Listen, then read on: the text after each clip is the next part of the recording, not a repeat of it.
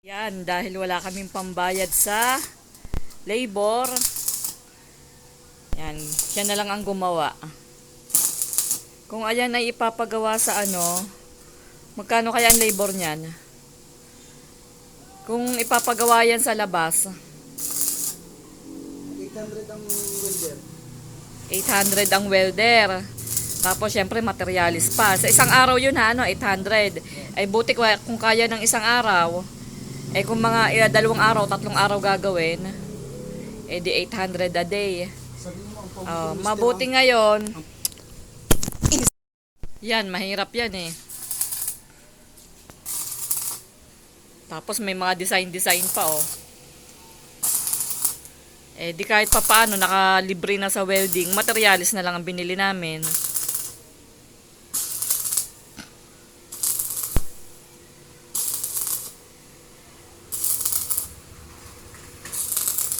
Pati yun Yan. Ito naman ay pinto. Yan, siya rin ang gumawa niyan. Yan. Ito pinto. Winelding kahapon. Itong bakal na ito, nabili ko lang to sa sa tawag dito, sa online. Dahil nakamura ako dito Dahil ito daw ay tira. Binenta na lang ng mura. Yan. Ayan ang gagawin namin pinto sa sa kwarto. Tapos may tira naman kaming plywood, kaya konti lang rin ang nagastos. Ayun Yan, mamaya ang kasunod nyon ay pinto. Pagkatapos ng hawakan sa hagdan.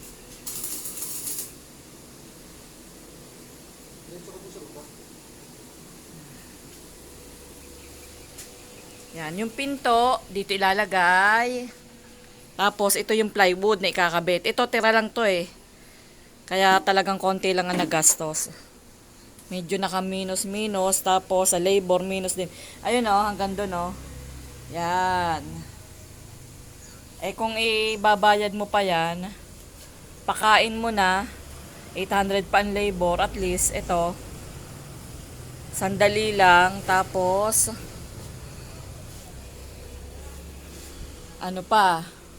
naka-minus pa sa labor. Nga pala, may papakita nga pala ako sa inyo. Dito, meron akong itinanim na sili. Yan, ayan. May itinanim ako dito ng sili sa terrace namin. Yan. Yan. Ito po ay akin nang na-harvest ang dahon kasi nagtinola ako, kumuha na ako dyan. Nakakalibre na kami sa sili, hindi nabibili. Tapos, yung nung isang araw, bumili kami ng talbos ng kamote sa palengke. Ngayon, ang ginawa ko, dahil may bakante naman akong paso na may nilagyan ko ng lupa. Yan, itinanim ko dyan, isinukso ko dyan. Ayun, meron ng tawag dyan, na siya, nagdadahon na, nabuhay. Di pagka kahit papaano mapapakinabangan din. Tapos, meron pa ako ditong binhi ng sili. Ayan Yan. Kapag nakahanap ako ng lupa, ililipat ko yan dito sa mga paso o na bakante. Hindi na bibili, di ba? Nakatipid na rin, kahit papaano. Sa gulay. Plano ko nga dyan na naghahanap lang talaga ako ng lupa dahil mayroon ako ditong paso. Ayan, may paso ako dyan.